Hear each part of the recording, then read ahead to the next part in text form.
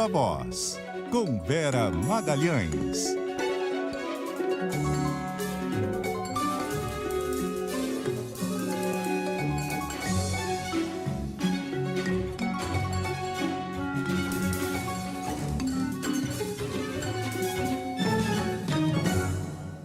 E aí, Vera?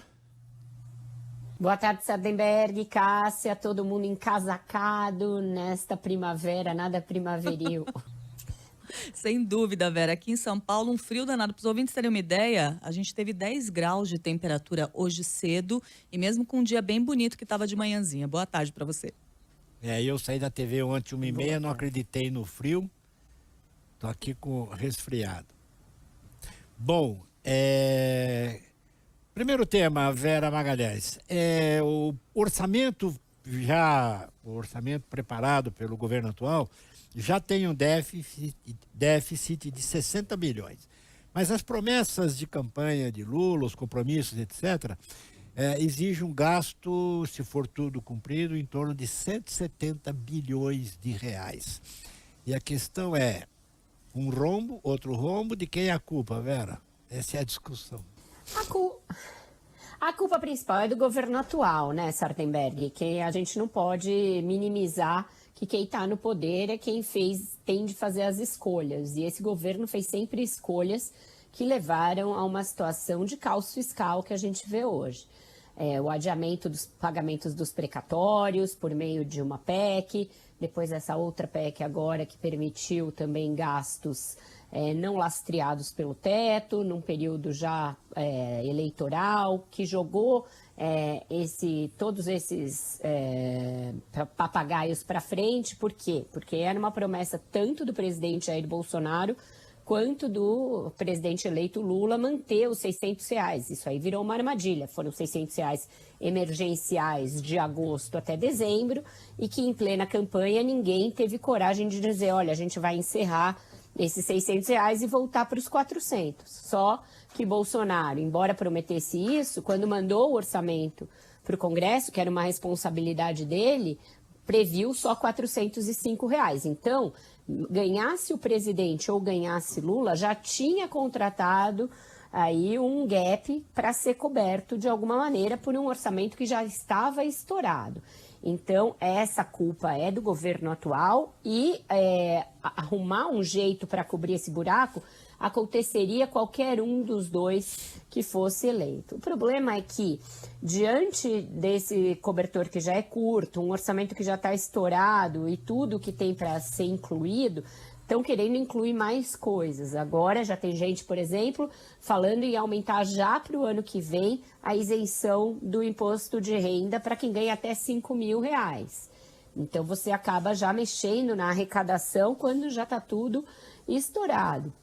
E você tem que criar aí uma maneira de votar isso ainda esse ano por causa do princípio da anualidade. Então, você vai aumentando essa elasticidade de um orçamento que já está esgarçado e que você já não tem como cobrir todas as promessas. O Henrique Meirelles deu uma entrevista ontem estimando que o rombo seja de 400 bilhões. Não sei o que ele está incluindo nisso. Mas veja que o céu é o limite, né? E tem também um risco adicional, né, que não desprezível, que é a PEC tramitando no Congresso. A chance de o pessoal lá começar a enfiar jabuti ali é total, né? Vai ter jabuti, vai ter jacaré, vai virar uma verdadeira arca de Noé, Sardenberg. Não tem limite para isso, porque esse pessoal, muitos dos que estão ainda nessa legislatura não se reelegeram, podem querer deixar ali uma última benesse para o seu eleitorado. Tem todo tipo de interesse que vai atuar na negociação dessa PEC. Agora, o governo eleito já fala em tramitá-la primeiro pelo Senado, como uma forma de fazer com que ela vá mais rápido, tramite mais rapidamente na casa, que hoje em dia ainda é mais fácil, e depois vá para a Câmara, onde ainda tem aí alguns ajustes de negociação com Arthur Lira, etc.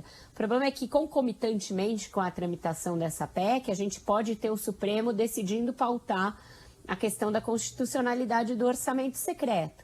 E aí a gente tem que ver como é que essas duas coisas vão dialogar, porque se o Supremo resolver ser rigoroso e sustar o orçamento secreto, pode levar a um motim ali por parte de deputados e senadores que não votem essa PEC, e aí o governo teria que pensar em outras maneiras para fazer frente a essas novas despesas sem um orçamento que contemple essa possibilidade, né?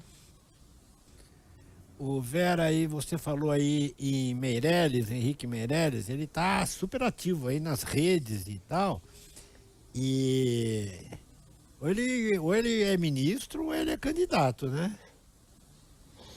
Ele está sendo muito ousado, né, Sardenberg? Porque a gente sabe que quem tem expectativa de ser ministro fica meio na miúda, né, nesse período que antecede as nomeações. É assim que estão, por exemplo, a Simone Tebet. Ninguém está vendo ela dar entrevista todos os dias. A própria Marina, quando dá entrevista, evita tocar nesse assunto. Ontem a gente entrevistou o Flávio Dino, ele rodeou e não tocou nesse assunto. Mas o Meirelles, ele está pontificando sobre os temas que são da pasta que ele é cotado para assumir. Então, ou ele tem muita certeza de que já está para ele, e ele já está dando o receituário numa tentativa de acalmar os ânimos do mercado, ou ele está se queimando bastante. Porque outra coisa que presidente não gosta é de quem é postulante a algum posto ficar ali, me escolhe, eu estou aqui, estou à sua disposição. Ele ontem deu uma entrevista falando dessa história do rombo dos 400 milhões e depois, num fio longo no Twitter, ele discorreu ali sobre o que é necessário para baixar juros, o que ele fez quando estava no Banco Central e por que funcionou para baixar juros, o que ele fez quando estava depois do Ministério da Fazenda e foi suficiente para estabelecer o teto de gastos, e que o problema agora não é do teto de gastos, mas o descumprimento do teto de gastos. O resumo desse fio eu tenho a solução para todos os problemas da economia do Brasil. Se o Lula vai comprar essa ideia e vai agradar o mercado colocando Meirelles, são outros 500. A gente sabe que tem ali muitas dificuldades nesse trânsito, dificuldade pelo fato de que a Dilma não aceitaria tão facilmente colocar o ministro da Fazenda do presidente que a sucedeu depois do impeachment. O próprio Aloysio Mercadante teria restrições. Eu não consigo imaginar essa dupla funcionando bem, Meirelles na Fazenda e Fernando Haddad no planejamento, que tem uma visão mais desenvolvimentista da economia. A gente podia estar de volta ali a uma dicotomia à la Serra e Malan. Então, tem muitas coisas ainda para resolver nesse miolo antes dessa definição, mas o fato é que ele está se sentindo à vontade para pontificar bastante a respeito do que tem de ser feito pelo futuro governo. Ana Magalhães, está de folga esse fim de semana? Finalmente, né, Sardenberg? Depois dessa eleição, fim de semana da eleição, todos merecemos uma folguinha, né? Folguinha, pé na jaca. Você sabe que a Vera é nova aqui no programa, né? Toda sexta-feira a gente fazia uma votação pé na jaca ou temperança. Opa. Hoje só pode votar. Eu sempre vou ser do pé na jaca. Só pode votar pela jaca.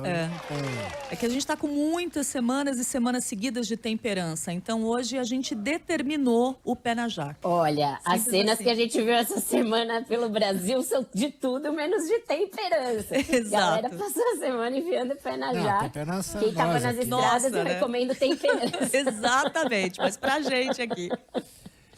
Então falou, Vera. Pra gente é pé na jaca, sem dúvida. Tchau, gente. Até mais, Vera. Bom fim de semana. Até mais, Vera.